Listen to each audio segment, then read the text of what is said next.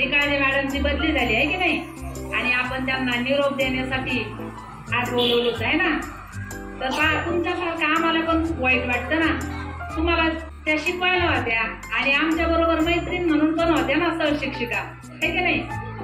आणि मला तर 7 महिने झालेत बा आम्ही एकत्र राहिलेलो. किती दिवस राहिलो आम्ही फक्त एकत्र?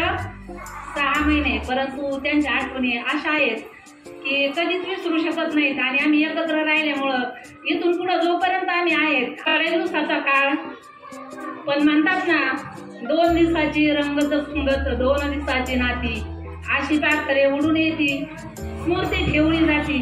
याप्रमाणे अगदी 6 महिन्याचा काळ पण म्हणजे त्यांची आठवण कधी आम्ही विसरू शकणार नाही. असं त्यांनी आम्हाला प्रेम दिलेलं आहे. आणि असंच प्रेम जरी 2 शाळेवर गेलो तरी असंच प्रेम आमचं राहणार आहे. आम्ही पण त्यांना कधीच विसरणार नाही. आणि त्यांनी पण आम्हाला मोठ्या बहिणीसारखं, ज्या छोट्या आहेत त्यांना छोट्या बहिणीसारखं कधी आम्हाला त्यांनी पण विसरू नये.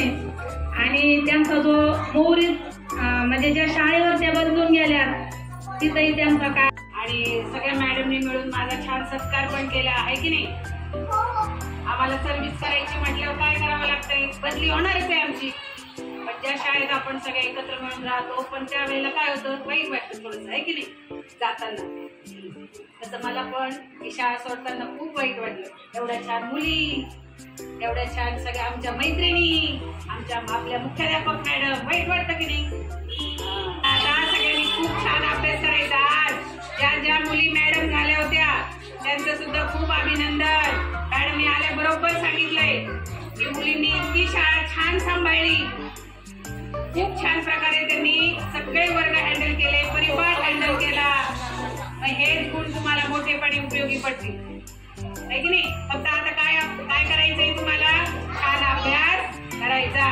तुम्ही अभ्यास केला तर कुणाचं नाव कमवलं जातं, तुमचं, तुमच्या आई वडिलांचं, तुमच्या मॅडमचं आणि आपोआप शाळेचं, आहे की नाही. त्याच्यामुळं खूप अभ्यास करायचा.